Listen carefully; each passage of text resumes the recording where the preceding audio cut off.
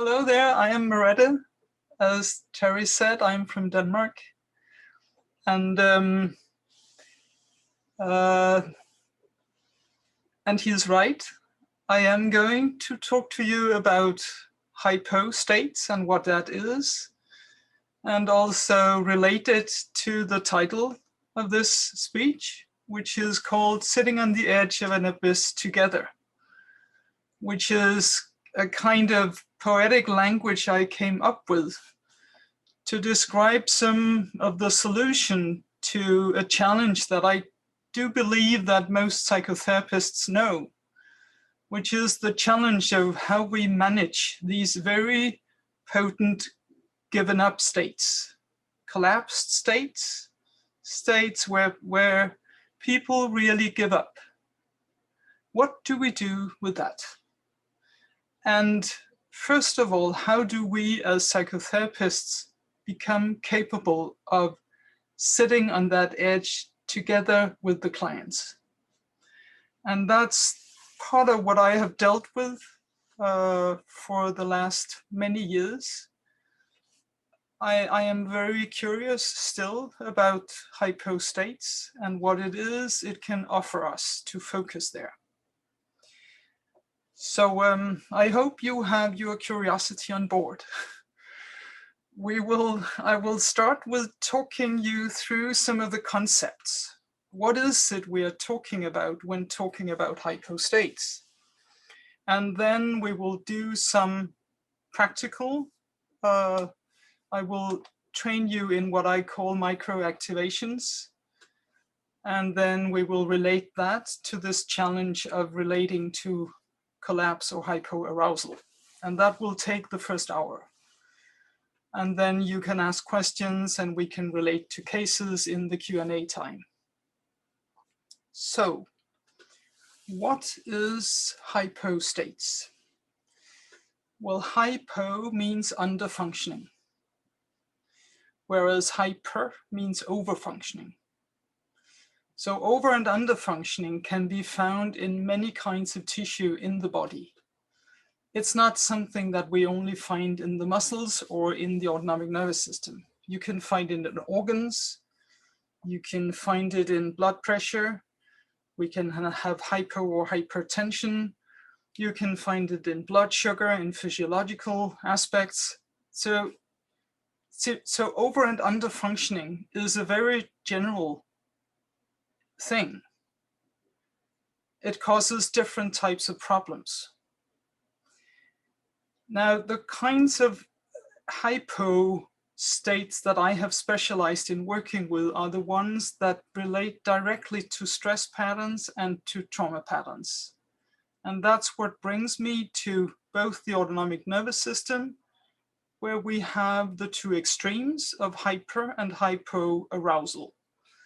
I can give you some of these words in the chat. Let me see.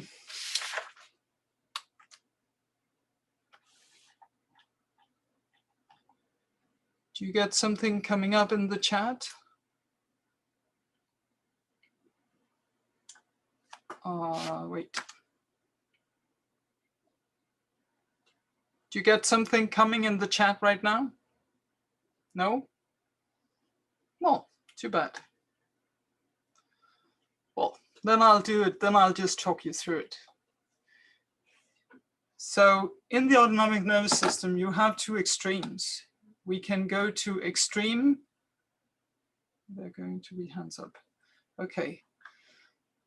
You can go to hyper-arousal. Those are the normally most known survival reactions, like fight and flight, and also to some degree freeze. And other, it's where we go very active in the nervous system. We mobilize to survive. And then we have the other extreme, which is called hypo-arousal, which is where we do the opposite. We deeply let go. Instead of fighting, we let go of it all, basically. The body goes into some kind of hibernation or collapse. Right? That's still a way to survive. So it's not the same thing as dying, but we do go very slow inside. We go into a very slow heart rhythm and slow physiological rhythms in general. So to get it, that's the polarity in the autonomic nervous system. Now, how do we work with that? And especially, how do we work with the hypo part of it? Because there are many methodologies for the hyper-arousal. There are many types of trauma therapy that are focused there on working with flight and freeze and fight. What do we do with the other side? And that's where it's very useful to know about hyper and hypo states in a smaller degree. Hypo and hyper states also show up in the muscle system. What does that mean? It means that it shows up in how we relate to all our psychomotor skills. Because in the muscles lies our psychomotor skills. What are they? They are skills like centering, grounding, boundaries, our capacity to move, our capacity to use our arms to reach out or to push away. These are very basic coping skills. They are impacted, our access to them is impacted by the state of the muscle. And the muscles, they can also go hypo and hyper. If they go hyper, we are tense, we control, we hold back. That is a very known stress mechanism. You can just ask yourselves where you tense up when you're stressed. You sit by the computer, your shoulders go up, or your back goes stiff, or your whatever it is. Am I right? Just nod with your heads if you recognize it. We all know it. What is less known is that simultaneously there will be other parts of your body that go flaccid. So it's not all the muscle system that goes tense, it's part of it. And then other parts, they kind of disappear. They go into what's called hypo response. So you have tension that's called hyper response, which is kind of over functioning in the muscle, and you have hypo response or flaccidity, which is going a little dead or a little sleepy or a little vacant. What's the benefit of that? The benefit is that we don't feel the impulse anymore. Why would we do that? Because it's a solution to something. Right? If I am sitting there, I'm working, I'm stressed, I have an idea that I have to push through, then I solve my need for a break or my want for comfort or my want for being kind to myself. I solve that by deadening parts of my body, because then I don't feel those impulses anymore. It's smart, it works, and it comes with a cost, like all our defensive strategies do. The difficult thing with the hypo-responsive strategy is that we don't feel it. The tensions, the hyper response, we tend to feel. Could you nod again if you know? We tend to feel the tense shoulders. But what I introduced to you is that while you have your tense shoulders, it's very likely that you have gone a little flaccid in your center or in your feet or in your support muscles in your back or in parts of your arms that would hold some very different impulses for you, right? And you stop feeling them. When we go hypo-responsive, we stop feeling them. So for me, in my tradition, working with stress patterns means working with both sides. It doesn't only mean training people to relax.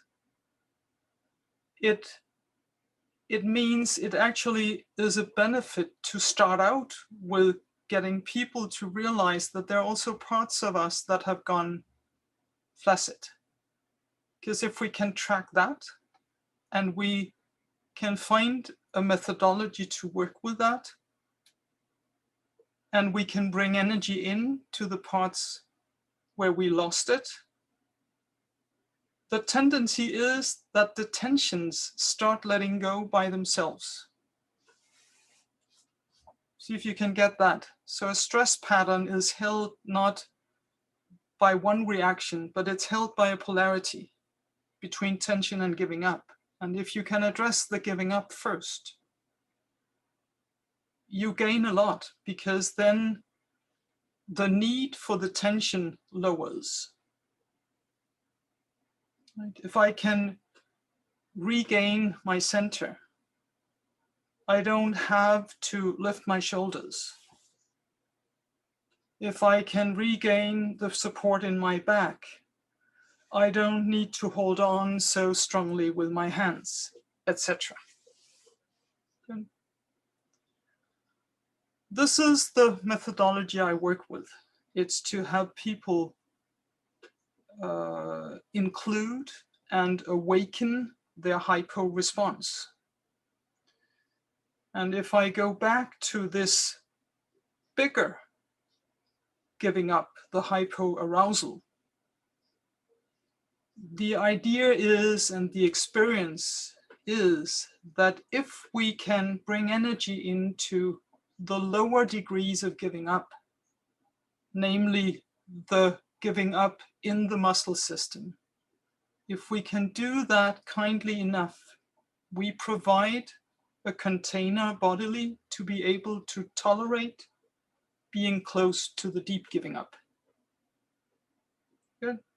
Because to sit there on the edge of an abyss, you need something to support you to stay present. Because else we just drown in it. We get pulled into the abyss or we flee from it, polarized to it. So what I found and what I'm training people in is that by, in a very gentle way, activating the muscles, the flaccid muscles, we can provide a container in the body that helps us to tolerate those parts that have really gone into deep parasympathetic, a very deep parasympathetic state. So that's the hypothesis I'm inviting you to participate in tonight. Yeah.